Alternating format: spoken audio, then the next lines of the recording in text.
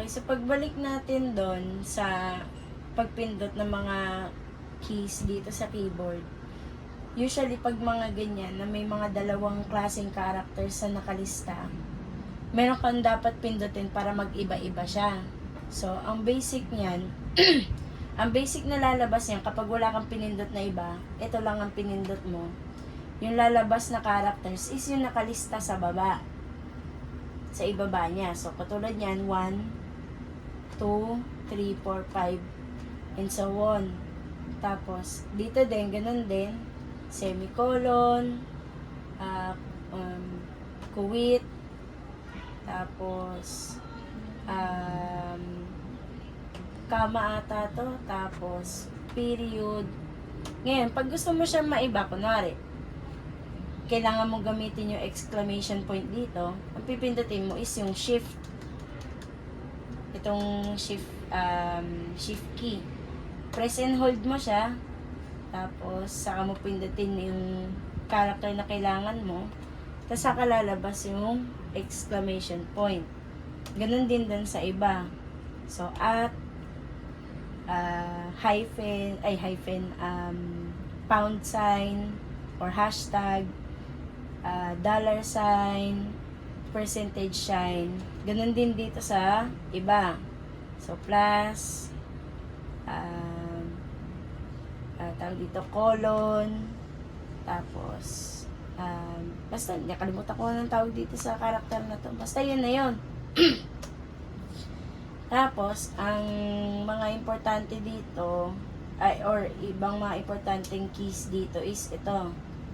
Tab, caps lock, tapos control, alt, yung mga yan.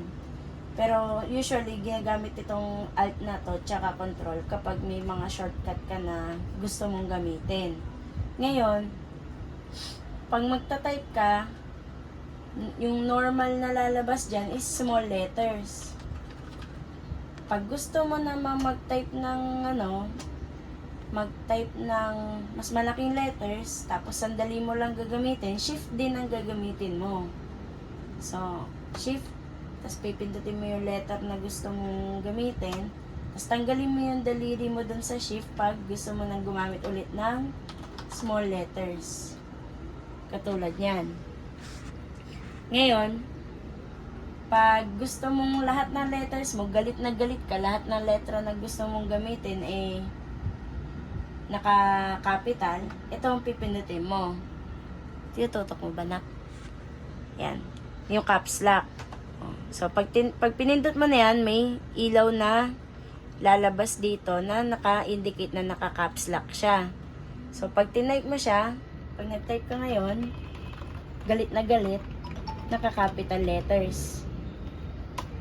Ngayon, pag gusto mong bumalik siya sa dati, pindutin mo ulit yung caps lock, mamamatay yung ilaw dito, tapos, yun, normal na ulit yung matatype mong mga letters. Tapos, ngayon, pagdating dito sa tab, usually kasi gagamitin natin yan kapag maglilipat-lipat ka ng pagtataypan mo. Kunwari, balik tayo dun sa Chrome, Google Chrome, open natin yan. Tapos punta tayo sa Facebook.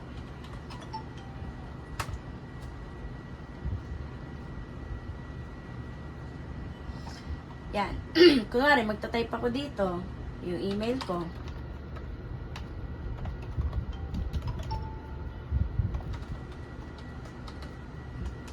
gmail.com.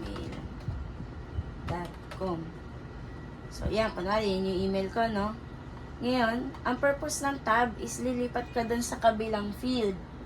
So, pag pinindot mo yan, lilipat siya dito, yung nagbi-blink na linya na yan. O, pag lipat mo dyan, itatype mo na ulit yung password mo. Pero hindi ko nagagawin yan kasi nakalagin na ako. Tapos, ano pa bang pwede ko ituro? Yun lang naman yung karamihan ng mga basic na gagawin mo in terms ng typing. So, sure ako, Katulad ng sinabi ko doon sa mga naunang video, magta-type ka ganyan, nakasubsob yung mukha mo doon sa keyboard. Pero tatandaan mo ulit, pag gagamit ka ng mga symbol katulad nito, yan yung mga nasa taas na yan, kailangan pipindutin mo yung shift, press and hold. Pag press, hayaan mo lang nandyan yung daliri mo nakapindot, saka mo siya pipindutin. Tapos kapag tapos ka na, tanggalin mo, tapos saka ka mag-continue mag-type ulit. Ganun lang siya. Tapos, syempre, pag i-delete mo, katulad din ng delete button dun sa keyboard ng cellphone, may backspace. Ang tawag yan, backspace. Tapos, pause mo muna anak.